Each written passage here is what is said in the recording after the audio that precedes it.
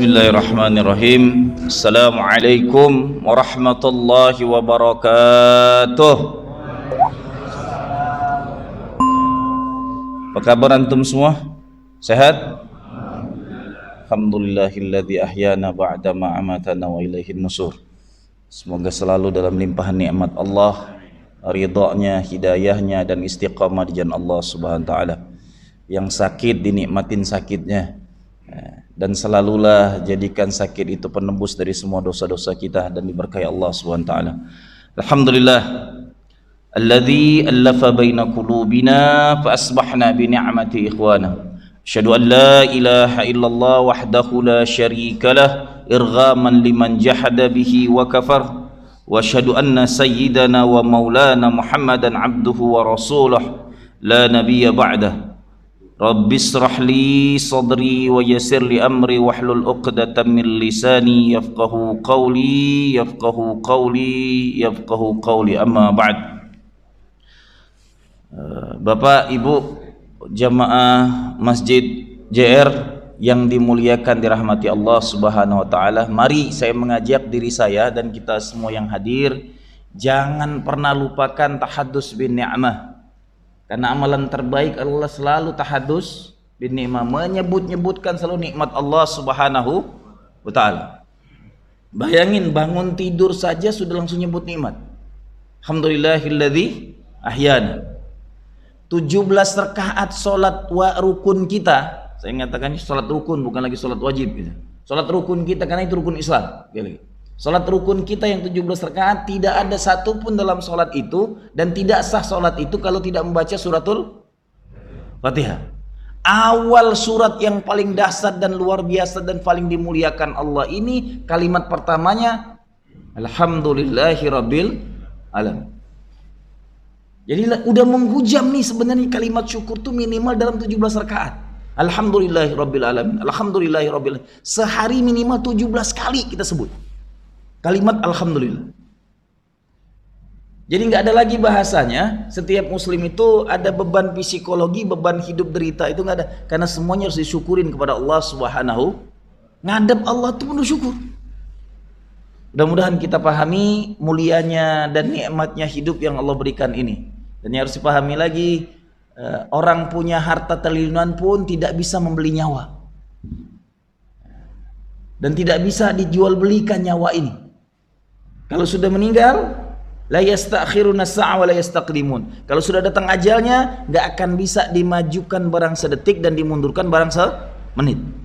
Hak Allah Subhanahu wa taala. Semoga kita paham, nikmat yang terbesar dalam hidup ini adalah nikmat nyawa. Yang ketika kita diberi hari ini bisa hidup, alhamdulillah, kenikmatan terbesar. Karena kita nggak tahu ajal kita kapan. Sebagaimana yang sekarang terjadi saudara-saudara kita di Palestina. Kalau saya ngelihatnya jebakan saja, awalnya sengaja diberikan seakan-akan kemenangan semu. Bisa masuk ke wilayah Yahudi. Yang orang-orang Yahudinya yang terbunuh cuma berapa gerintil. Tapi sekali dia ngebom dengan teknologi canggihnya, gedung-gedung di Palestina, perumahan-perumahan saudara kita di Gaza habis. Dan tolong diingat, harus diingat di otak kita, sejak 1949 sampai hari ini Gaza itu adalah penjara terbesar di muka bumi.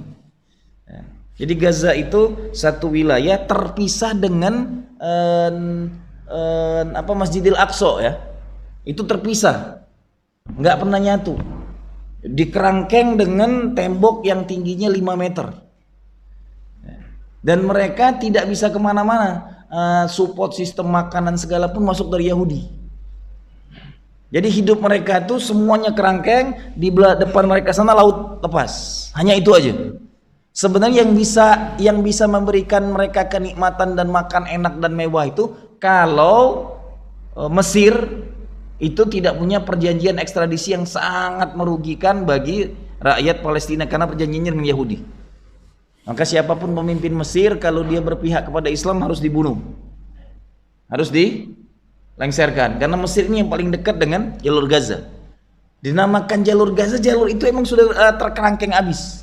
Jadi 2 juta penduduk Gaza itu mereka hidup di penjara dalam keseharian. 2 juta. Mau pergi kemanapun saking rumit dan sulitnya, segala cara. Pribumi, pemilik tanah asli, tapi mereka hidup terhina, terbantai, ternistakan. Mudah-mudahan kita semua melek. Kalau bahasa saya, ini emang tanda akhir zaman. Karena emang kata Rasulullah, nanti orang-orang Yahudi itu berkumpul di tanah tempat mereka merasakan tempat utama mereka. Tapi ketika umat ini sudah bersatu menjadi kekuatan terbesar di dunia, Yahudi sudah tidak punya kekuatan lagi, baru mereka nanti akan bersembunyi di batu-batu, di pohon-pohon, kemanapun mereka akan sembunyi ketakutannya. Tapi cuman satu pohon yang membelanya. Semua pohon, semua batu, semua tempat yang mereka sembunyi akan bicara. Di sini hahuwal Yahud. Di sini ada orang Yahudi, semuanya akan bicara. Itu nanti di yaumil akhir. Apakah ini sudah masuk tanda-tanda hari akhir karena 100 tahun Islam kehilangan kepemimpinan tertingginya? Apakah ini bagian daripada wihdatul umat di akhir zaman? Amin ya rabbal alamin. Karena 1924 akhir perpecahan umat Islam sedunia yang terus dicabik-cabik. Mudah-mudahan ini bagian daripada tanda ta'zimullah. Amin ya rabbal alamin. Mohon kunut nazilah dalam kondisi seperti ini bukan cuma di waktu subuh, tapi kalau bisa 5 waktu. Terus dipanjatkan sampai Allah berikan izzah wal quwwah bagi saudara kita yang seiman yang ada di Palestina. Ini bukan masalah pembelaan hanya Palestina. Ini nubuah akhir zaman. Nubuah akhir zaman yang sudah disabdakan oleh baginda Rasulullah sallallahu alaihi wasallam. Jadi membela Palestina bukan membela muslim Palestina saja, tapi ini nubuah yang disabdakan oleh baginda Rasulullah. Mudah-mudahan kita paham. Dan yang kedua, ini bagian daripada iman. Masalul mu'minin fit tawaddihim wa tarahimim masalul jasad idza istaka minkum adwun tadaisa ila jasadi bisahri wal humma. Perumpamaan orang beriman itu adalah perumpamaan tubuh ini. Masalul mu'minin fit tawaddihim, dalam tawaduknya, tunduknya, rasanya, saling merasakan kepeduliannya. Masalul jasad, kata Rasul, seperti tubuh ini, idza istaka minkum adwun tadaisa ila jasadi bisahri wal humma. Kalau yang sakit panas itu yang dirasakan kaki sakitnya, seluruh tubuh merasakan panasnya. Jadi kalau mukmin gak ngerasakan peduli sama sekali dengan kondisi umat Islam dimanapun yang tertindas, lam yu'min billah. Semoga kita memahami kondisi yang hari ini kita pun, ya inilah zaman yang disabdakan Rasulullah, sayati zamanan ala ummati antum kathir walakin kal ghutha. Kalian banyak tapi seperti buih di tengah lautan. Kata Rasulullah, kalian banyak tapi kalian akan dicabik-cabik, diperebutkan, dibunuh, dibantai, dihina, dijadikan bulan-bulanan. Itu bahasa diperebutkan. Kayak hidangan mewah di tengah pesta pora. Itu yang terjadi hari ini tengah umat Islam. Antum sadar tidak sadar, setiap detik, setiap hari, setiap waktu di negeri manapun muslim hidup ketika minoritas tidak aman. Yang belum lama Rohingya, mereka tinggal hidup dan bercokol di sana bersama nenek moyang mereka, terusir dari Rohingya. Belum selesai Rohingya, yang berkepanjangan sampai hari ini adalah Syria. Ya nggak habis-habis, nggak tuntas-tuntas gitu. Belum selesai semua itu ketika Cina berkuasa habis-habisan Uyghur, Muslim yang jumlahnya cukup besar. Kalau dikatakan cuma 50 juta, lah aslinya 20 juta, 200 juta lebih. Cuman selalu mereka dijauhkan dari agamanya. Maka tolong diingat, ketika Muslim minoritas ditindas, bagaimana Muslim di India gitu. Sampai kita ditunjukkan habis wawancara di televisi langsung ditembak kepalanya. Ketika Muslim minoritas di negeri manapun kita dihina, ditindas. Dan ketika Muslim mayoritas, siapapun orang non Muslim aman, nyaman, nikmat hidupnya. Begitulah izah Islam. Terbukti di negeri ini. Bahkan kekayaan negeri ini orang lain yang ngambilnya, bukan kita umat Islam yang sujudnya. Padahal berkahnya negeri-negeri Muslim itulah negeri terkaya karena negeri sujud. Sayangnya kita yang sujud, yang ngeruk kekayaan alamnya orang lain. Ya. Antum lihat, tidak ada negeri yang sujud yang nggak punya kekayaan ayam melimpah ruah. Semua negeri yang sujud, negeri yang paling kaya raya. Jazirah Arab, negeri yang sujud dari zamannya para anbiya, dari Nabi Allah Adam alaihissalam sampai hari ini, negeri sujud termulia, kaya raya melimpah ruah. Negeri ini luar biasa. Dulu sebelum merdekanya Timur Leste itu menemukan tambang emas, tambang minyak terbesar. Setelah merdeka miskin. Karena mayoritas sujudnya di negeri ini. Jadi pahamin, asbab kesolehan orang-orang soleh lah dunia ini masih ada. Kalau tidak ada lagi orang yang sujud, kiamat lebih cepat. Nauzubillah min dzalik. Semoga kita paham nih. Jangan sampai kita terlena dengan kehidupan hanya menjadi ahli ibadah tapi tidak memahami bahwasanya Islam itu agama kekuasaan, politik dan berkuasa. Buka lagi untuk merefresh kita surat Al-Baqarah ayat 30. Wa idz qala rabbuka lil malaikati inni ja'ilun fil ardi khalifah. Qalu ataj'alu fiha may yufsidu fiha wa yasfiqu ad-dima wa nahnu nusabbihu bihamdika wa nuqaddisu lak. Kata Allah ujungnya sepanjang-panjang malaikat ngomong qala inni a'lamu ma la ta'lamun. Panjang malaikat aja bisa protes. Kau ciptakan ya Allah makhluk yang bernama manusia, tapi Allah jadikan kita khalifah fil ard. Jadi kalau bahasa saya sunnatut tadafu, dari Nabi Allah Adam alaihissalam sampai hatta baginda Rasulullah, semua nabi diutus ke muka bumi ini menjadi pemimpin. Minimal mereka jadi pemimpin bagi kaumnya masing-masing. Kecuali baginda Rasulullah menjadi pemimpin peradaban umat. Sebelum masuk ke sirahnya, mudah-mudahan nanti suatu saat saya bisa menuntaskan kajian sirah kepemimpinan ini. Tapi ternyata makin saya kaji sirah kepemimpinan hampir sama dengan hidup kita hari ini. Kata Rasulullah dalam hadisnya riwayat Imam Ahmad bin Hambal, fase kehidupan muslim itu Allah bagi, kata Rasulullah, dibagi 5. Ini semua udah terjadi. Fase pertama fase nubuah, berakhir dengan meninggalnya Rasulullah sallallahu alaihi wasallam. Meninggal Rasulullah, fase nubuah tuntas. Dan Rasulullah khatamul anbiya wal mursalin, penutup para nabi dan rasul. Jadi saya kemarin ada satu kajian ditanya tentang Nabi Allah Khidir segalanya. Kalau sudah bahasa Al-Quran itu khatamul anbiya wal mursalin, maka tidak ada lagi nabi dan rasul. Dan tidak boleh percaya Nabi Khidir masih hidup, karena bahasanya tutup sudah. Makanya saya dari awal mengingatkan kepada antum semua, mencaci maki Rasulullah itu bukan masalah sepele, masalah akidah. Dan murtadlah dia ngaku nabi gitu. Karena Al-Quran mengatakan tidak ada lagi nabi setelah baginda Rasulullah. Bahkan ngaku-ngaku nabi apa murtad, halal darahnya dibunuh. Saking dasarnya Islam memahami nabi penutup Rasulullah. Nah, fase masa Rasul sudah berakhir ketika Rasulullah meninggal. Selesai masa Rasul menyabdakan akan ada fase nubuah kedua adalah fase khulafaur rasyidin al-mahdiyyin wa ala min hajil la war rasul. Fasenya kata Rasulullah khulafaur rasyidin al-mahdiyyin. Khulafa rasyidin dalam hidayah Allah dan dalam manhaj Allah dan Rasulnya. Fase ini berakhir 30 tahun. Uniknya ujung fase ini berakhir adalah perang dulu, perang saudara. 2 kali lagi perang saudara. Perang Jamal dengan perang Siffin. Perang Jamal, perang Rasulullah, dan perang Ali dengan istri baginda Rasulullah. Perang Jamal. Antum bayangin, 2 makhluk yang dijamin surga perang untuk mengakhiri nubuah Rasulullah tentang 30 tahun kepemimpinan khilafah Rasulullah.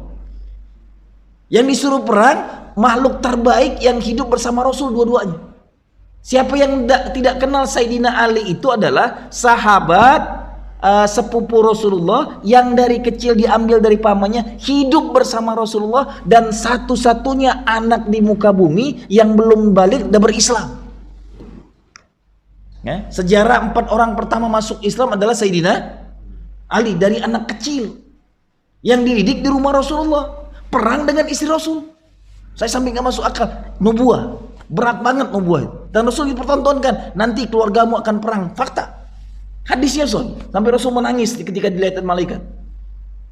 Yang perang bukan sembarangan. Sama-sama orang dicintai Rasul. Saya kalau baca yang kedua perang Siffin itu, ketika saya kaji itu kadang-kadang nggak bisa tidur.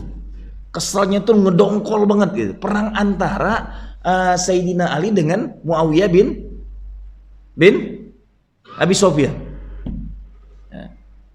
Setelah perang yang parahnya, panglima perangnya Abu Sufyan itu adalah Amru bin As. Amru bin As itu panglima perangnya di zaman Ali yang diutus kemana-mana sampai menaklukkan Mesir. Jadi bukan panglima perang sembarangan, panglima terbaik yang dicetak oleh Ali. Tahu-tahu membelot, perang saudara terbesar. Hanya untuk mengakhiri kekhilafaan. Saudara sesama muslim harus bunuh-membunuh. Dan di ujungnya setelah perang itu sampai berhari-hari, itu terjepitlah Muawiyah dengan para tentaranya. Inilah awal mula perpecahan dan hancurnya Islam. Ketika itu Muawiyah mengangkat bendera putih dan Al-Quran menandakan minta perdamaian. Disitulah pecah belahnya kelompok yang dipimpin oleh Khalifatul Ali karramallahu wajhah. Sebagian mengatakan itu siasat Amr bin As dengan liciknya. Semua mereka harus dibunuh, tidak ada ampunan. Karena mereka sudah terpepet baru mengangkat Al-Quran dan bendera putih. Katanya. Sebagian kesel banget. Ali orang yang mengatakan apa yang dilakukan oleh baginda Rasulullah kita akan melakukan karena kita tidak tahu hati manusia. Itu yang dikatakan Rasulullah. Maka Ali mengampuni mereka semua. Setelah Sayyidina Ali mengampuni, hancurlah semua peradaban Islam hari itu. Terpecah belahlah fikra Islam. Muncullah Syiah, muncullah Khawarij. Muncullah malam itu agenda orang-orang Khawarij membunuh siapapun yang tidak mau menegakkan syariat Allah. Alasan mereka hukum Allah. Maka hari itu dicanangkan harus membunuh Sayyidina Ali, Amr bin As, Abu Sufyan, Muawiyah bin Abu Sufyan tadi, semua harus dibunuh. Yang terbunuh hanya Sayyidina Ali radhiyallahu anhu, karramallahu wajhah. Hanya satu, karena untuk mengakhiri khilafah. Padahal Ali bisa membunuh semua itu. Kenapa nggak dilakukan ketika lagi perang itu? Karena emang nubuahnya seperti itu. Berakhir sadis, akhir nubuah. Baru setelah Ali meninggalkan, nah ini yang banyak dihilangkan. 6 bulan sebelum Sayyidina Ali meninggalkan jabatan khalifah setelah terbunuh, khalifah kelima dalam Islam itu anaknya Sayyidina Ali. Kalau bisa dikenal Imam Hasan, khalifah kelima. Cuma 6 bulan. Khalifah ini yang hilang dalam sirah. Mungkin nanti ketika kita kajikan sirah tentang Imam Hasan, dialah khalifah paling luar biasa didikan Rasulullah. Dia serahkan jabatan khalifah setelah 6 bulan ke Muawiyah tanpa perang, tanpa caci maki, tanpa nyakitin, dia berikan cuma-cuma. Dan itu tidak pernah diungkap dalam sejarah.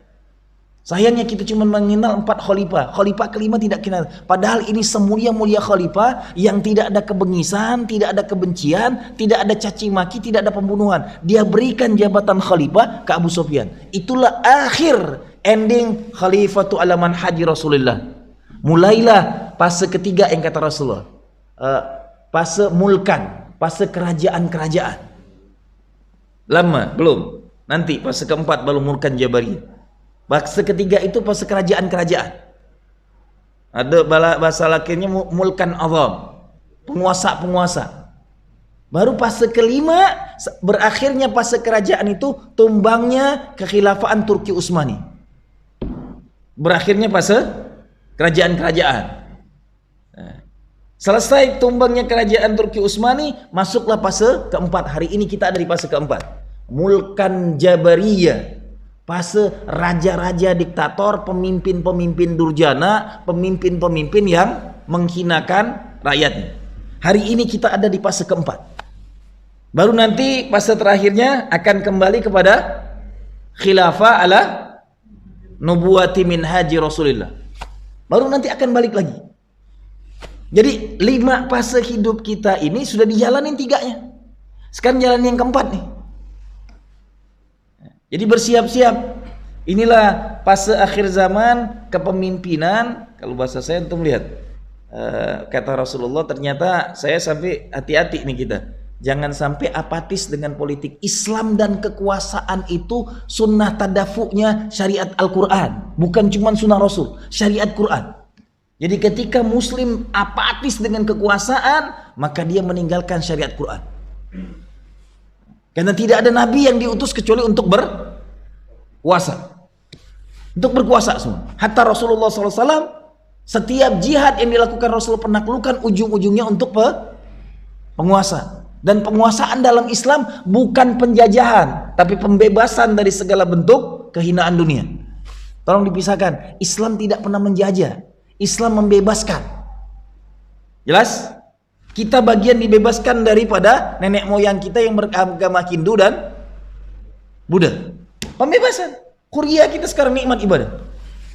Begitulah Islam datang. Dia membebaskan dari segala belenggu kehancuran. Dan tidak pernah ada setelah Islam masuk menjajah upeti, nggak ada. Tapi negara yang pernah menjajah sampai hari ini masih dapat upetinya. Belanda sampai detik ini masih menjajah kita. Semua susu yang ada di negeri ini dari Belanda sampai hari ini. Mereka masih punya upeti. Tapi Islam tidak pernah dapat upeti apapun dari negeri ini. Begitulah konsep Islam. Ketika berkuasa dia membebaskan khuriyah. Dan ini harus dipahami. Setiap muslim yang apatis dengan politik, dia apatis dengan syariat ilahi. Na'udzubillah min dzalik. Maka saya bilang tadi di awal, kalau kita buka sirah sedikit demi sedikit, ternyata apa yang terjadi hari ini sama dengan sirah. Ketika Rasulullah jadi nabi di Mekah, jadi nabi di Mekah diangkat oleh Allah setelah bertahanus 3 tahun, itu semua tingkah laku orang-orang kafir Quraisy berubah 180 derajat drastis. Tadinya Rasulullah itu orang soleh, orang baik, nggak pernah nyaci maki, tangannya nggak pernah kotor dengan sifat watak jelek. Semuanya berubah ketika jadi nabi dan mengumumkan dia seorang rasul, dakwah terang-terangan. Keluarga besarnya jadi musuh.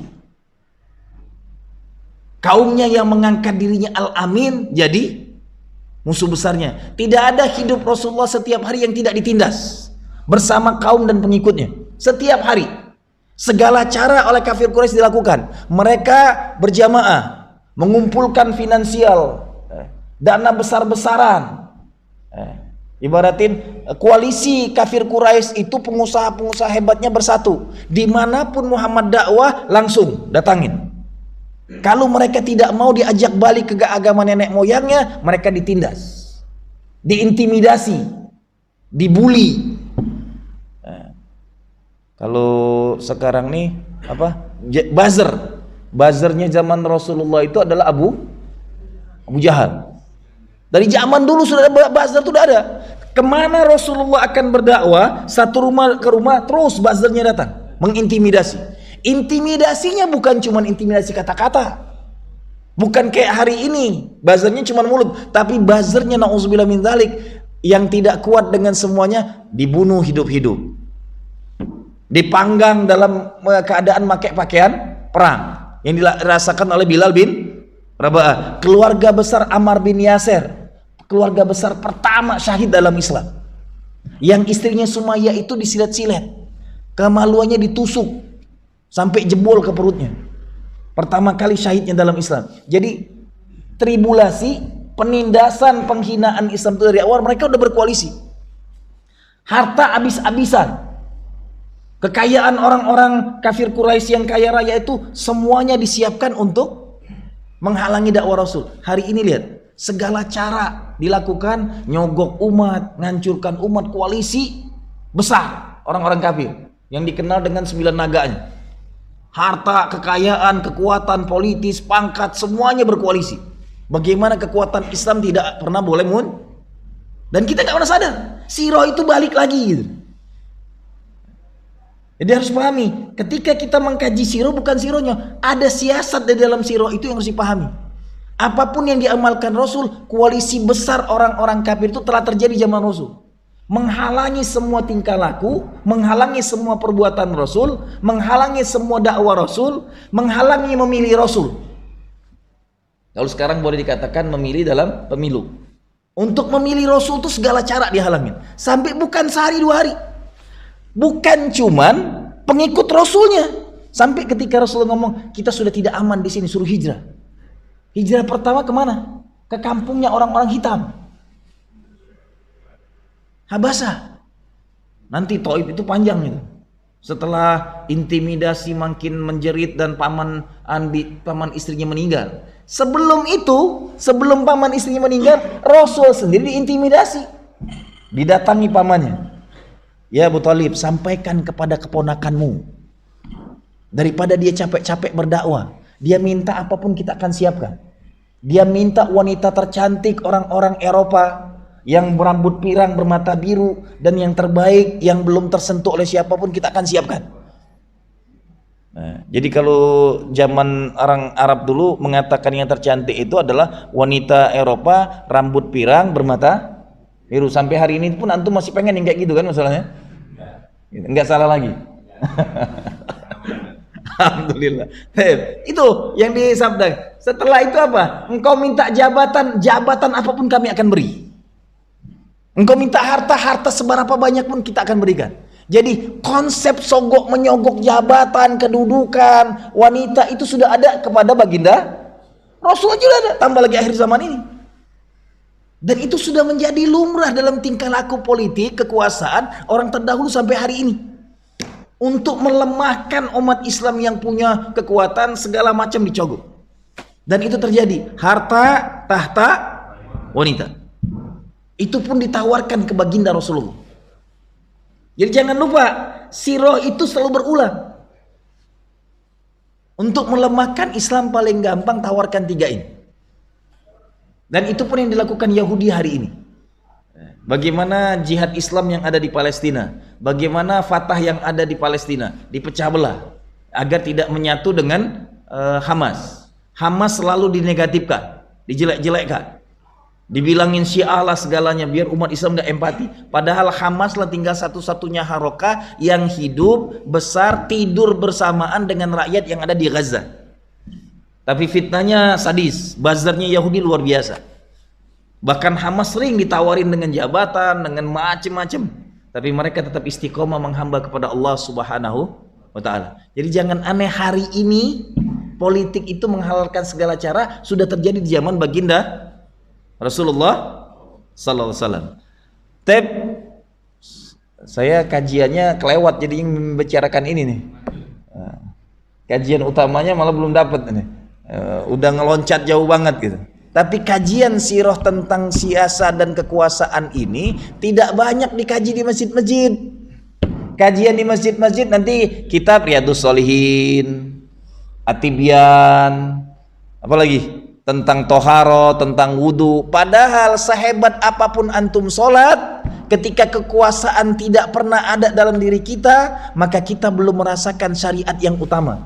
Yang tertinggi dalam syariat itu adalah kekuasaan. Ngapain Rasul capek-capek hijrah ke Madinah kalau tidak karena kekuasaan? Ngapain Rasulullah capek-capek ke Taif? Dilempari kotoran manusia, dilempari kotoran binatang, dilempari dengan bebatuan, berdarah-darah habis-habisan. Kalau cuman masalah pengen nyaman hidup, masalah kekuasaan, harus mencari diperintahkan Allah sampai ujungnya nanti ending akhirnya setelah mendapatkan tempat ternikmat dakwanya Allah tutup. Hijrah itu hanya 1 kali, tidak boleh ada lagi setelah hijrah ke Madinah. Padahal pencarian hijrah udah kemana-mana. Tapi setelah sampai di Madinah, Allah tutup dengan ayat Quran. Itulah awal dan akhirnya hijrah Rasulullah SAW. Luar biasanya, nggak balik ke kampung halamannya. Sampai meninggal pun tetap di Madinah. Karena kekuasaan. Setelah Rasul jadi khalifah, nubuahnya sampai akhir Rasulullah meninggal, semua sistem dibangun dengan indah. Tolong diingat, Bapak Ibu sekalian, saking nikmatnya hidup sahabat dulu, makanya ketika orang hidup dengan zaman Nabi dan dia tinggal bersama Nabi dan tidak ngerti mulianya Nabi, itulah makhluk paling merugi. Karena paling nikmat hidup itu di zaman para anbiya. Dekat dengan Rasul dikit masuk surga. Antum bayangin, perawi hadis terbanyak Abu Hurairah bukan as-sabiqun al-awwalun. Bukan orang yang masuk Islamnya di awal-awal. Bahkan di Madinah pun bukan termasuk awal hijrah ke Madinah masuk Islam. Dia bersama Rasulullah cuma 3 tahun 4 tahun. Kepala Sufah yang ada di Masjid Nabawi. Tapi dia orang yang kemanapun Rasul pergi menyertainya. Sampai hadis yang diriwayatkan terbanyak. Hidupnya dia berikan bergandengan dengan Rasul kemanapun. Berpisahnya dia dengan Rasul ketika Rasul masuk kamar para istrinya. Itu aja. Tapi semua tingkah laku Rasulullah dia tahu dan paham banget detil. Hanya 3 tahun 4 tahun hidup bersama Rasulullah SAW. Tapi dia mendapat kemuliaan Islam. Begitulah indahnya hidup bersama para nabi. Maka merugilah orang yang hidup dengan nama nabi jadi orang munafik. Jadi kalau di zaman nabi aja ada yang munafik, tambah lagi kita cuma gak ada nabi gitu. Jelas? Jangan disamain semua. Nabi hidup, Rasul paling mulia di muka bumi hidup, orang munafik gentayangan. Sampai berani buat masjid diror di zaman Nabi gitu. Di zaman makhluk termulia. Tambah lagi cuman kita umat akhir zaman, berhati-hati. Hari ini kita beriman, besok bisa sorenya bisa kafir kata Rasul. Akhir zaman tuh paling hati-hati. Sorenya kita beriman, paginya bisa kafir. Nauzubillah, hati-hati. Akhir zaman tuh kemunafikan tuh depan mata kita. Semoga Allah menjaga keimanan kita dan dibebaskan dari kemunafikan. Amin ya rabbal alamin. Hati-hati banget munafik. Dan antara munafik dengan iman tuh tipis. Berhati-hatilah. Maka saya mengingatkan kepada antum semua, Islam dan kekuasaan harus dikupas, dikaji, dipahami, didalami, dan fakta sirah pun membicarakannya detil. Kajian sirah, sampai ada yang mengatakan gini nanti, ada banyak kajian-kajian hari ini tentang fikih, tentang apa di mana-mana di YouTube hebat banget. Tapi kalau nanti ngajikan tentang siasat politik malah dihindarin. Rasul sampai ada mengatakan politik itu harus kembali kepada langsung bicara tentang khilafah lah, konsep Islami. Wallahi tidak. Sebelum Rasul jadi nabi pun Rasul telah ikut andil dalam politiknya orang-orang Quraisy. Antum buka sejarah Rasulullah ikut politik itu telah diajak ketika syuroknya orang-orang kafir Quraisy ingin berdagang besar-besaran, membawa semua dagangannya ketika Rasul berumur 12 tahun. Diajak ke Syam. 12 tahun anak ini sudah menjelajahi internasional perdagangan. Zaman Rasulullah hidup tuh Syam itu perdagangan internasional terbesar di muka bumi. Ketemu semua kulit makhluk di muka bumi. Makhluk paling hitam ada di sana, makhluk paling putih orang Eropa ketemu di sana, orang China ke sana, orang India ke sana. Ini perdagangan internasional di zaman itu. Kumpulnya pedagang-pedagang luar biasa tuh di Syam. Karena ini jalur sutranya peradaban dunia dari zaman dulu. Makanya sampai hari ini kenapa dinamakan Syam? Disitulah adanya Dajjal. Syamstun itu adalah panas matahari. Jadi kalau antum lihat dari zamannya para anbiya dulu, Syam itu tempat perang. Sampai hari ini. Karena Syamsun itu adalah matahari, tempat paling panas di muka bumi. Jadi jangan aneh kalau antum lihat sampai hari ini Syam itu wilayahnya yaitu Syria, Palestina, Lebanon, Maroko, kemudian Tunis, itu daerah Syam semua nih. Wilayah Syam yang di zaman Rasulullah, wilayah terpanas. Dan di sana adanya Dajjal yang lagi diapit 2 gunung. Dan termasuk wilayah Yahudi, Mesir, itu wilayah Syam semua. Wilayah yang sangat luas Syam. Jadi jangan dianggap sepele. Daerah perang sampai hari ini terus berperang sana karena emang sudah nubuah dari ilahi. Bahkan paling banyak nabi diutus di daerah Syam. Dan nabi-nabi yang diutus di daerah Syam, nabi-nabi yang diutus kepada kaum Yahudi. Dan Yahudi paling lama tinggal di daerah Syam. Benar dulunya. Cuman mereka tidak pernah beriman kepada para rasulnya. Nauzubillah min dzalik. Ini gambaran anak 12 tahun. Maka saya cuma mengatakan gini, ini kembali kepada siro, jangan ngaji siro tapi cuma ditelan mentah-mentah. Berarti ada satu sunnah yang hilang di tengah kita, mendidik anak-anak dari muda, ajak ekspansi. Jangan jalan-jalannya cuman di rumah tinggal sini, balik kampung ngajak ke neneknya doang gitu. Ketemu dengan kakek moyang buyutnya. Kakek moyang buyut Rasulullah cuman di Quraisy. Tapi pamannya mengajak umur 12 tahun, ekspansi perdagangan dalam anak masih belia. 12 tahun hari ini SD kelas 6. SD kelas 6 telah diajak berdagang, ketemu dengan segala karakter bentuk manusia. Cara Allah akan membentuk makhluk ini menjadi dai ilallah. Dia tahu semua karakter makhluk sini. Setelah 12 tahun diajak dagang itu keliling kemana-mana. Yang luar biasanya Rasulullah meninggal, semua yang pernah dia singgahi dalam perdagangan Syamnya semuanya ditaklukkan. Allahu Akbar. Baca sirahnya lengkap. Saya sampai menghubungkan la haula wala subhanallah. Sirah 12 tahun itu adalah sirah Allah membimbing Rasulullah, engkau akan menguasai sampai takluknya negeri Syam.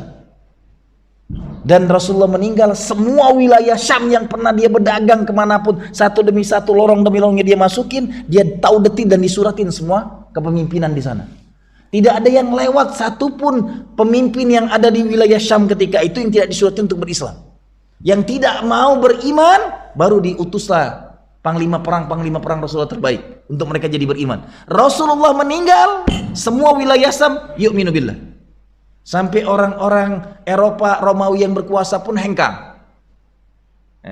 Perang Daumatul Jandal pun Ali pun ketemu dengan orang-orang Eropa. Berkali-kali sudah ketemu dengan orang-orang Romawi. Tapi ketika Syam dikuasai Romawi, Rasul sebelum meninggal, Syam sudah tuntas.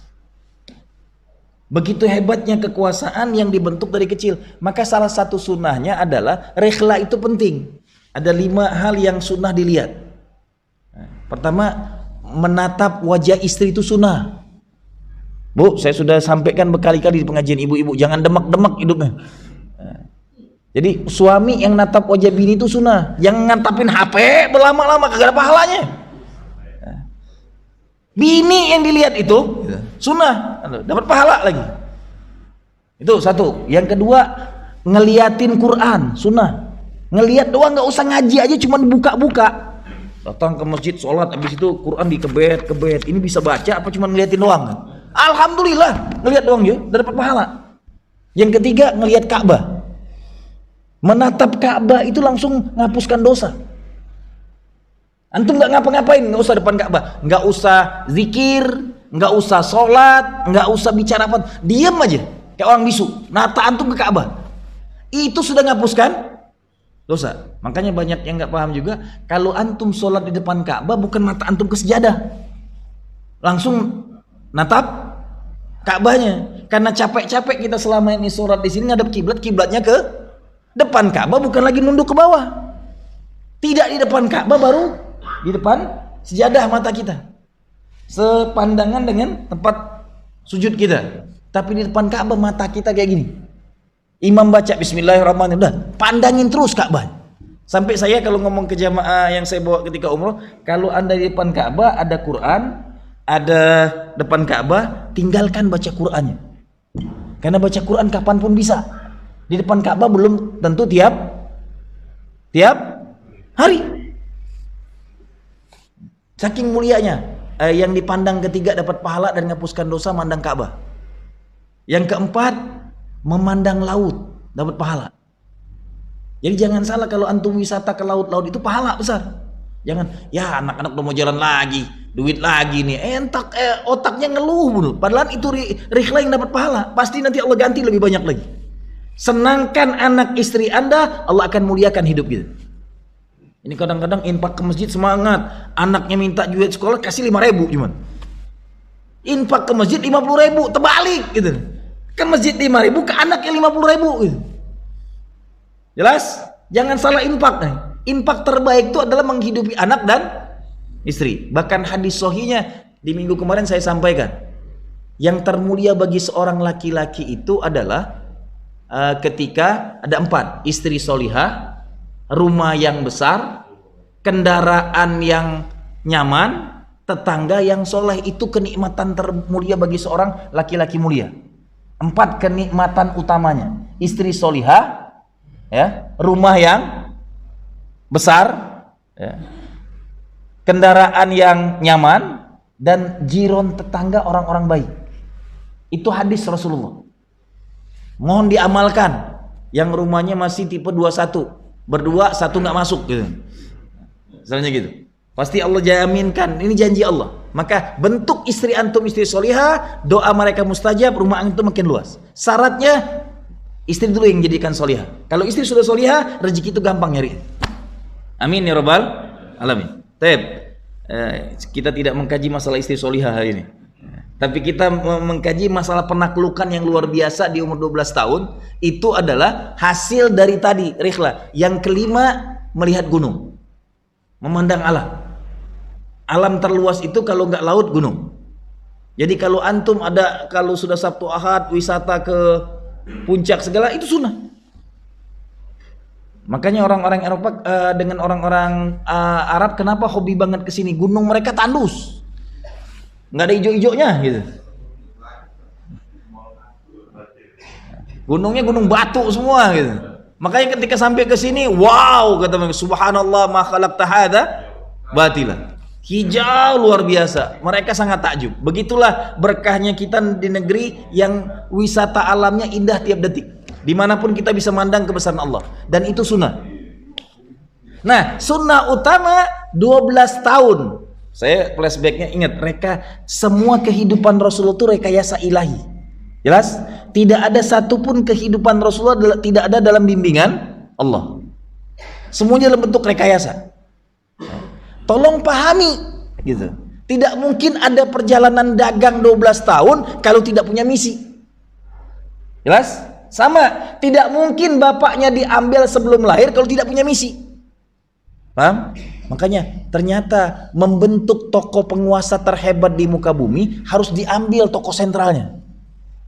Penyakit orang tua itu, ayah ini kadang-kadang ketika mendidik kalau nggak keras banget, cintanya berlebihan. Itulah penyakit ayah. Hanya dua sisi ini. Kalau nggak keras banget, kalau nggak sayang berlebihan. Maka konsep penguasaan Allahnya untuk menciptakan penguasa hebat itu diambil figur sentralnya sebelum lahir dan tidak dikenalkan. Karena nanti dia akan langsung punya figur sentralnya langsung dengan Allah Subhanahu. Jadi bayi ajaib ini lahir ke muka bumi makhluk pertama tanpa ayah yang Allah rekayasa sengaja. Karena ayah itu cuma punya dua bentuk dalam mendidik anak. Kalau nggak keras, dia lembut banget, sayang banget berlebihan. Biasanya kalau ayah lembut, emaknya yang tukang marah. Kalau emaknya lembut, bapaknya yang tukang marahin anak. Nah, Rasul nggak diberikan itu. Rekayasa ilahinya, makanya tadi konsep kekuasaan yang. Jadi kalau saya ngomong gini, tolong pahami ketika kita mengkaji sirah itu adalah mengkaji makhluk dengan kurikulum ilahi. Paham? Jadi langsung didikan Allah yang tidak disentuh dengan didikan manusia. Tapi apapun yang dilakukan Rasulullah itu nubuah semuanya. Maka tadi 12 tahun anak-anak kita sudah harus disiapkan ajak jalan-jalan ke dunia agar punya mental penaklukan. Yang hari ini hilang tuh mental penaklukan. Nubuah akhir zaman yang hadisnya sahih ketika perang Khandaq belum kita taklukkan, semua kita masih cuek, adalah menaklukkan Romawi. Kata Rasulullah, tidak akan terjadi kiamat sebelum Romawi ditaklukkan. Maka sekarang jangan ngomongin dikit-dikit kiamat, belum. Masalah Romawi belum ditaklukkan. Karena syarat penaklukan di muka bumi 3. Sebelum Yahudi nanti bersembunyi di pohon-pohon. Kata Rasulullah, 1, taklukkan Persia. Persia ditaklukkan di zaman Umar bin Khattab radhiyallahu anhu. Kata Rasul yang kedua, taklukkan Konstantinopel. Maka saya sampai luar biasa saya mengkaji sirah Konstantinopel. Ini kekuasaan. 23 tentara terbaik Islam pengen menaklukkan Konstantinopel, tidak ada satupun yang berhasil. Hatta tentaranya bukan orang sembarangan, sahabat terbaik yang sangat dicintai Rasulullah, rumahnya dipakai tinggal oleh Rasulullah ketika sampai ke Madinah. Kuburannya sekarang ada di Turki yang bernama Abu Ayyub Al-Ansori. Sahabat yang sangat dicintai Rasulullah, orang Ansor yang rumahnya dipakai tinggal Rasulullah pertama kali sampai di Madinah. Meninggalnya nggak di kampungnya. Meninggalnya di benteng yang tidak pernah futu di zaman dia. Dia ke Konstantinopel umurnya 84 tahun. Jadi tua pun masih semangat jihadnya. Sampai dia, ketika aku mati jangan pernah bawa ruhku, jasadku ke Madinah. Biarkan jasadku menjadi saksi untuk penaklukan Konstantinopel yang disabdakan Rasulullah. Karena Rasul menyabdakan, semulia-mulia tentara, semulia-mulia pemimpin, dan sehebat-hebat tentara adalah yang menaklukkan Konstantin. Itu para sahabat berbondong-bondong menaklukkan 23 kali tentara terbaik Islam. Ternyata yang menaklukkannya bukan orang hebat, bukan sahabat, anak kecil 19 tahun yang nggak punya pengalaman hidup sama sekali. Jelas? Ingat, anak kecil yang ditunjuk oleh bapaknya jadi raja dan belum jadi khalifah. Muhammad Al-Fatih ketika menaklukkan Konstantinopel bukan khalifah. Nanti cucunya yang jadi khalifah Islam. Dia cuma menaklukkan Konstantinopel. Setelah 23 tentara terbaik Islam tidak ada yang bisa menaklukkannya. Tapi penaklukannya oleh seorang anak muda yang brilian, yang punya izah, yang punya mental penaklukan, kekuasaan. Yang hilang hari ini anak-anak muda kita punya mental penaklukan. Hari ini anak-anak kita nongkrong di kafe-kafe dengan HP dan cari wifi dimanapun. Perut gendut, badan gede-gede, suruh ke jalan demo aja nggak mau, panas. Halo, anak siapa tuh? Nggak ada satupun gitu. Hari ini kehilangan jati diri peradaban Islam. Jadi 19 tahun Muhammad Al-Fatih menaklukkan Konstantinopel. Anak-anak hari ini umur 19-20 tahun lagi hancur-hancuran menikmati gonta-ganti cewek dan gonta-ganti cowok. Yang ditaklukkan wanita dengan laki-laki doang. Na'udzubillah. Kenapa? Visi peradaban hilang hari ini. 23 tentara terbaik. Nah, ternyata jarak penaklukan dari zaman Sayyidina Umar bin Khattab ke penaklukan Konstantinopel 700 tahun. Setelah ditaklukkan 700 tahun, hari ini 700 tahun setelah penaklukan Konstantinopel berakhir. Harusnya sudah dimulai penaklukan Romawi. Karena hadis terakhirnya 3 kata Rasulullah. Sayubtahul Persia, Sayubtahul Konstantinopel, dan terakhir Sayubtahul Romawi. Syarat akhir zaman itu harus menaklukkan Romawi. Dan itu nubuah, bukan karangan saya. Yang menyabdakan langsung baginda Rasul dalam keletihan sahabat membodem batu-batu besar yang ada di paret-paret Khandaq. Perang Khandaq itu perang nubuah yang menyabdakan visi peradaban. 3 penaklukan. Persia paling cepat ditaklukkan. Tapi Persia setelah ditaklukkan sekarang, setelah khilafah Islam tumbang, muncul negara Syiah. Ya, negara Syiah itu baru munculnya setelah 1945. Itu baru muncul negara Syiah. Belum lama negara itu ada. Dulunya nggak ada negara Syiah. Gitu. Artinya ini perkembangan mutakhir. Dulu Persia bagian daripada Islam. Walaupun memang Persia punya bahasa sendiri tidak sama dengan bahasanya orang-orang Arab. Konstantinopel itu adalah orang Eropa paling ujungnya ke Asia, berbatasan langsung dengan Asia. Tapi penaklukan ketiga penaklukan Romawi yang disabdakan langsung oleh lisan Rasulullah Sallallahu Alaihi Wasallam. Hari ini yang bermental penaklukan Eropa paling hebat itu 3 negara besar dunia: Turki, Maroko, dengan Syria. Orang Maroko itu ada di jazirah Eropa itu ada 30 juta. Turki lebih dari 40 juta penduduknya ada di Eropa. Saya berkunjung ke Eropa itu 40 hari. Berjalan di sana dari satu kota ke kota pengen membuktikan sirop itu luar biasa. Hari ini antum ke Eropa makan halal di mana-mana ada. Ya. Hanya 3 negara besar yang mau ngutus anak keturunan mereka masuk ke Eropa berbondong-bondong. Karena mereka punya visi peradaban.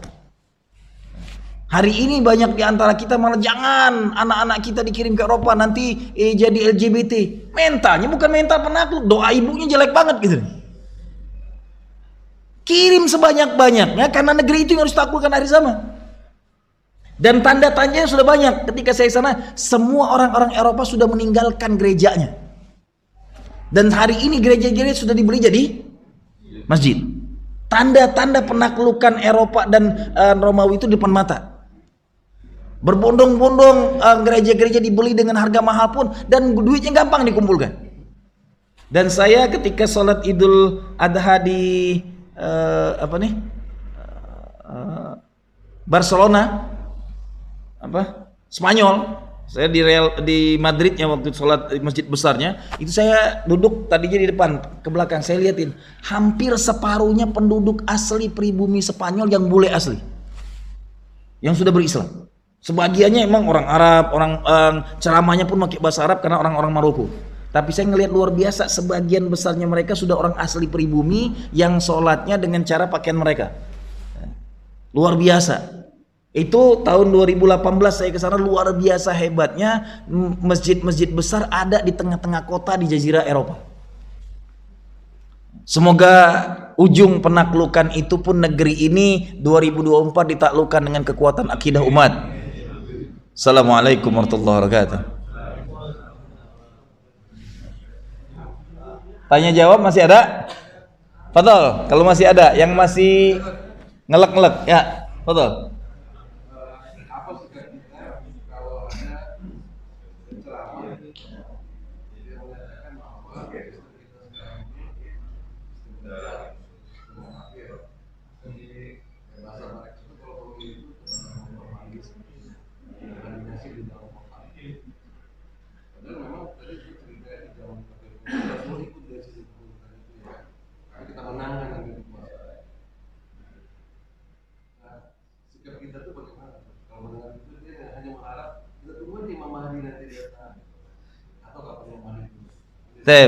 Pertama, kalau ada penceramah ngomong tunggu Imam Mahdi, itu cara dakwah apatis. Ngapain Rasul capek-capek ikut di Darun Nadwa? Jelas? 17 tahun Rasulullah ikut Darun Nadwa perang Fijar.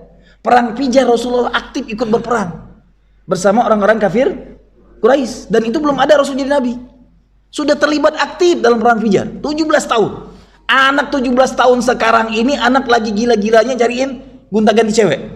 Rasulullah jadi pelaku perang, ikut dalam syuroknya di Darun Nadwa. Sampai umur 35 tahun Rasulullah adalah salah satu sejarah pelaku ikut andil dalam Darun Nadwanya orang-orang kafir Quraisy. Sirah ini jangan dihilangkan. Artinya sebelum ada sistem Islam pun Rasulullah sudah ikut dengan sistem orang-orang Quraisy. Ikut andil, aktif gitu. Perang paling depan, ketika 17 tahun belum ikut megang pedang, tapi mempersiapkan semua persenjataan orang untuk perang.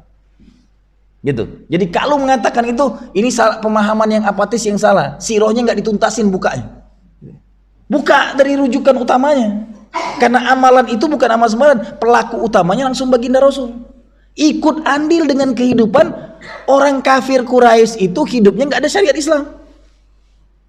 Jelas? Dengan cara mereka, dan Rasul ikut aktif.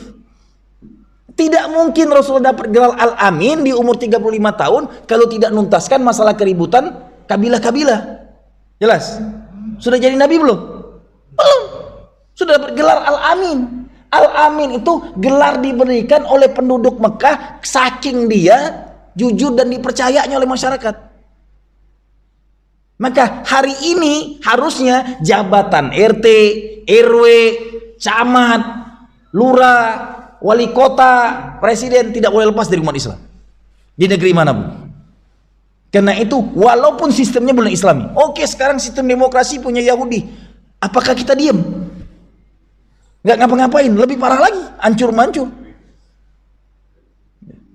Makin jauh dari Islam.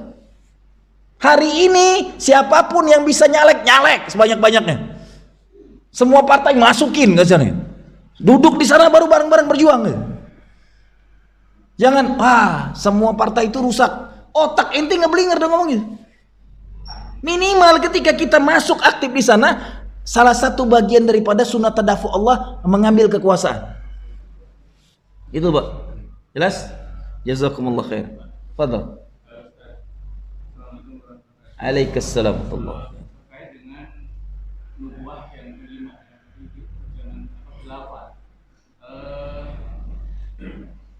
Zaman khilafah itu nanti artinya apakah ada satu pemimpin yang meliputi seluruh negara, atau artinya pemimpin ini hanya semacam pemimpin spiritual, ya, sementara batas-batas negara tidak berubah. Itu yang pertama. Yang kedua, bicara khilafah hari ini sementara kita harus meyakini bahwa itu bagian dari nubuah, tapi di hari ini kita harus sembunyi-sembunyi nyatanya seperti itu ya. Bahkan Ustadz yang ngomong khilafah pun ada catatan khusus dari negara seperti itu. Jadi bagaimana kita bersikap sama ini? Sama seperti tadi sirohnya. Jadi ketika khilafah Islam tumbang, itu paling gampang menumbangkannya. Cuman dengan anak haram jadah, mohon maaf saya katakan anak haram jadah, kenapa? Menumbangkan khilafah Islam di Turki itu memunculkan tokoh sekuler buatan Yahudi. Ngapa saya bilang anak haram jadah? Emaknya Turki, bapaknya Yahudi, tanpa nikah. Lahirlah yang bernama, itulah yang lahir. Yang sampai hari ini jasadnya nggak pernah terima bumi, gitu. Bau busuk, nauzubillah. Makanya saya setiap ke Turki kalau diajak ke kuburannya itu sampai mengingat namanya pun saya nggak mau tempatnya. Sampai sana lah bagi saya. Yang lain pergi, saya tidak akan pernah ke sana. Ngapain ngerusak Islam? Pertama malah kita datangin gitu. Astagfirullahaladzim. Nama daerahnya itu yang sekarang jadi ibu kota pemerintahannya Turki. Bukan Istanbul. Satu kota lebih besar dari Istanbul itu daerah pemerintahan. Istanbul itu daerah wisata. Ankara, kuburannya di sana. Daerah pemerintahan situ. Saya pergi ke Turki udah hampir 8 kali lebih, belum pernah sekalipun nampakkan kaki ke Ankara. Ke Ankaranya juga nggak mau, tambah lagi mau ke kuburannya gitu. Karena itulah peradabannya gitu. Menghancurkan Islam itu bukan dengan perang, memunculkan orang wanita asli Turki dinikahi anak Yahudi, muncullah bapak sekuler dunia yang memisahkan agama dengan negara. Muncul ideologi baru buatan Yahudi setelah membuat demokrasi, komunis, konsep-konsep apapun isme yang ada ini semuanya buatan Yahudi. Buatan terbarunya untuk menghancurkan khilafah Islam adalah sekulerisme. Dimunculkan, itu caranya. Maka 100 tahun kehilafahan Islam ini sekarang, tokoh-tokoh Islam di dunia sudah banyak syahid dengan segala gerakannya. Ada gerakan pan-islamisme di Afghanistan yang dimontori dengan Muhammad al-Afghani. Ada gerakan yang dimotori Jamaat Islamiyah di Pakistan. Ada gerakan Ikhwanul Muslimin yang ada di Mesir. Ada gerakan Hizbut Tahrir yang ada di Palestina. Ada Hamas, ada pun. Hari ini semua gerakan muncul sampai pertemuan ulama Sunni di Qatar tidak menghasilkan khalifah. Dengar sampai situ. Karena emang nubuahnya belum sampai situ. Nanti nggak usah capek-capek, khalifah itu Allah munculkan dengan cara Allah. Tapi kita jangan sampai nggak ikhtiar. Tetap disuruh berusaha terus. Jangan gara-gara tadi, lihat, sudah 23 tentara pengen menaklukkan Konstantinopel nggak ada yang bisa. Anak 19 tahun selesai. Bahkan tentara yang menaklukkan Konstantinopel itu ilmunya, teknologinya dari orang Kristen sendiri. Dari penemu meriam besar itu adalah orang Eropa bagian timur. Apa nama negaranya sekarang ini?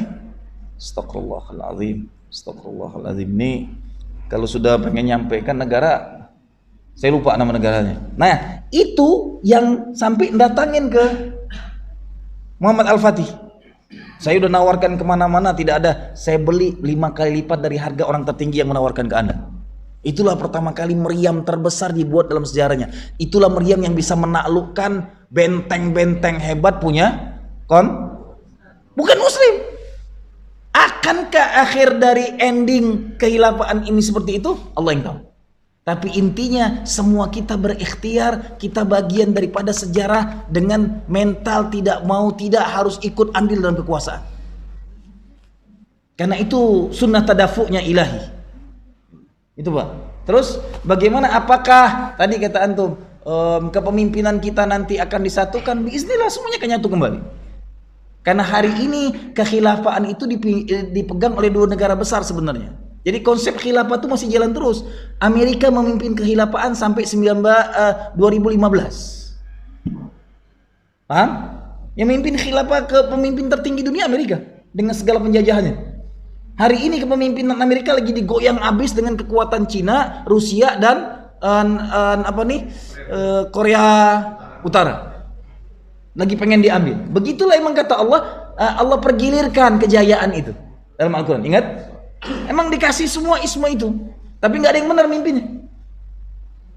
Nanti akan dikembalikan lagi. Tolong diingat, orang-orang Barat itu kemanapun sekarang paling gampang Nggak kayak kita, kalau orang Indonesia mau kemanapun, sengsara banget diperiksa. Orang Barat tuh kemanapun mulia benar, mereka disambut di mana-mana. Bagi mereka dunia ini khilafah dia. Seenak-enaknya pergi kemanapun, kita ngantri dia jedum capnya, segampang-gampangnya, karena dia lagi memegang khilafah dunia sehari ini. Dan Yahudi dan Amerika sedang berkuasa belum sampai 30 tahun. Ingat, Yahudi itu bangsa yang dibunuh oleh dari zaman Nabi Allah, para anbiya, sampai terakhir dibunuh habis-habisan oleh Hitler. Sebelum Hitler ditumbangkan gitu. Jadi sebelum Yahudi hari ini berkuasa, mereka umat paling bengis di muka bumi, siapa pengen bunuhnya. Baru nggak lama kok, dari tahun 60-an ke sini aja berkuasa gitu. Jelas, jangan lihat Yahudi itu udah hebat, enggak, baru berkuasanya belum lama. Tapi hari ini konsep Yahudi lagi digoncang oleh buatannya sendiri, komunis. Dengan pola baru, dulu gua komunis asli ternyata nggak bisa berkuasa. Sekarang komunis yang memadukan dengan konsep liberalis. Ekonominya liberal, ideologinya komunis, maju dia sekarang. Dimanapun negeri dia jajah hari ini. Kasih bantuan gede-gedean dengan cara liberalnya, bodoh amat, habis itu taklukkan negara-negara. Itu yang dilakukan oleh Cina hari ini untuk penaklukannya. Tapi nanti Islam tidak akan menjajah seperti itu. Siapa pemimpinnya? Belum Imam Mahdi nanti. Kehilafan Islam itu hadisnya 9 tahun mimpin. Sampai nggak ada satupun muslim yang miskin. Nggak ada satupun muslim hidupnya sengsara. Nggak ada satupun muslim hidupnya menderita. Kalau sudah itu semua, barulah huru hara akhir zaman. Jadi nanti dulu ngomong kiamat udah dekat belum? Tapi tanda-tanda akhir zaman itu sudah semuanya nubuahnya jelas. Akan datang zamannya orang-orang yang berterompa, Arab Badui itu yuhibbunal kusur. Mereka membangun gedung-gedung mencakar langit. Semua pemimpin Arab hari ini Arab Badui. Ibnu Saud, pemimpin Saudi, Arab Badui. Jazirah Uni Emirat Arab itu semuanya Arab Badui yang kaya raya melimpah ruah, lagi berbondong-bondong gila-gilaan bangun gedung-gedung menjulang tinggi yang gila. Saudi akan membangun gedung 1,2 kilometer yang akan ada di Jeddah atau di Riyadh rencananya. Yang sekarang Burj Khalifa sudah menjadi gedung sakti di muka bumi. Itu fakta siroh. Mereka orang-orang miskin tadinya berterompak, tukang gembala domba dan unta. Sekarang kaya raya luar biasa. Hadis itu soal. Dan mereka gemerlap dengan harta kekayaan emas segalanya. Hari ini kalau orang-orang Arab itu benar-benar bersatu, bantu negara Islam Palestina, selesai itu Yahudi. Lah, beli perusahaan bola di internasional aja enak banget gitu. Coba anda lihat sekarang. Klub bola besar mana yang tidak dibeli oleh Jazirah Arab? Jelas? Real Madrid dibeli. City dibeli. Kemudian Barcelona dibeli. Nanti masuk ke Jerman dibeli pula. Yang Allianz Arena itu. Habis semua. Duitnya bukan lagi 100-200 triliun. Bahkan Ronaldo didatangkan sekarang ke Arab Saudi itu. Seenak-enaknya kalau duit itu dikucurkan ke sini, nggak ada orang Indonesia miskin itu. Kenapa? Karena emang belum saatnya. Jelas. Tapi nikmatin aja, prosesin. Terus kita berusaha, tapi jangan apatis. La yu'min billah ketika kita apatis. Wah, ini mah emang pas paling udah tinggalin politik, tinggalin ini. Wah, ini otaknya ngeblinger. Sejelek apapun antum jadi RT, sunnah. Karena kekuasaan gitu. Jadi kalau ada pemilihan RT, 5 orang yang non muslim, ente sendirian, maju sendirian. Gimana caranya menang gitu? Hah? Jangan jadi orang soleh ke masjid terus kampungnya dipimpin oleh orang kafir, diem aja. Halo? Jelas? Paham? Selesai? Hah? Amalin tinggal. Hari ini banyak banget. Wah, setiap Jumat kita ngumpulin dana untuk Jumat berkah. Nanti ketika pemilu mereka berbondong-bondong, uang mereka kumpulkan 5 tahun untuk nyokok umat Islam. Di TPS selesai itu. Yang kita emang umat Islam mata duitan, bullshit, ente cuma ngomong doang gitu. Salah kita. Uang tiap Jumat itu cuma dikumpulkan untuk tanggal 14 nanti. Jangan sampai ada yang milih non muslim. Paham? Hari ini salah manhaj kita. Semua berbondong-bondong, infak Jumat. Pas ke TPS cuman gara-gara 25.000 berubah tuh umat Islam yang miskin. Kita caci maki pula abis itu. Emang umat Islam mata duitan, lo juga dalamnya. Kalau udah nyaci maki Islam, inti juga dalamnya. Kita semua punya kesalahan besar. Hanya bisa mencaci maki umat, tidak punya andil sama sekali. Paham? Mau ngamalinya? Mengenai semangat sosial, maksudnya memberikan semangat kepada kita semua di sini, menyinggung masalah sosial ibadah seperti ke RT ya, ke RW ya, terus pengurus masjid itu kan kecenderungan di mental kita itu baru diangkat udah mau mundurin diri. Nah ini selagi masih memberi motivasi itu mestinya juga dibangkitkan semangat untuk jadi pengurus masjid sudah mengundurin diri, jadi pengurus RT mengundurin diri, terus jadi kelurahan, jadi RW belum sampai selesai jabatan udah lengser. Nah, ini mesti disinggung. Karena emang tadi kita itu ngerasa sendirian. Ngapain kotor tadi, karena emang banyak juga ceramah yang menyudutkan itu. Jabatan itu tuh jabatan-jabatan tempat rusak, tempat maksiat, banyak sogok-menyogoknya. Itulah tes keimanan paling mulia itu dalam keadaan paling bejat antum soleh. Dan ketika jabatan itu di tangan orang yang nggak benar diambil orang soleh. Itu konsep Islamnya. Bukan malah dibiarin, udahlah tambahan biarin lah daripada kita ikut hancur semua.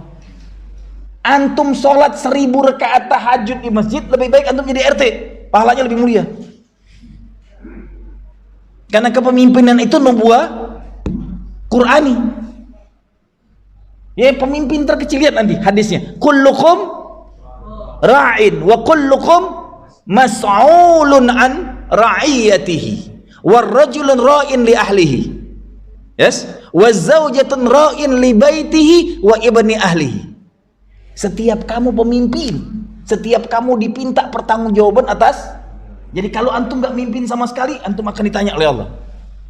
Minimal yang terkecil kepemimpinan kita dalam rumah tangga itu paling kecil banget. Dipinta nanti.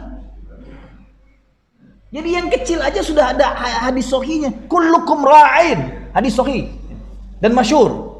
Tapi ujung hadis ini innamal a'malu binniyat wa innamal likulli imri'in mana faman kana hijratuhu yusibha aw imra'atun yanqihuha fa hijratu ila ma hajara ilaihi. Hadis ini pemimpin siapapun harus jadi pemimpin, bertanggung jawab dengan pemimpinannya, tapi nantinya tergantung niatnya. Makanya kalau niatnya salah, ngapain, udah rusak, emang otak kita yang rusak dulu. Sudah tahu tempat rusak, ya doain yang baik-baik. Anda bilang tadi, sehebat apapun sekarang koalisi umat Islam untuk menggentarkan Palestina, belum tentu bisa menyatu karena Allah belum ada iradah. Karena masih emang dalam nubuahnya mulkan jabariyah. Pemimpin-pemimpin yang benar-benar zalim, menggigit dan diktator. Lihat, kata Rasulullah, ini sindiran terakhir, matiin. Karena ini penting menyampaikannya. Assalamualaikum warahmatullahi wabarakatuh.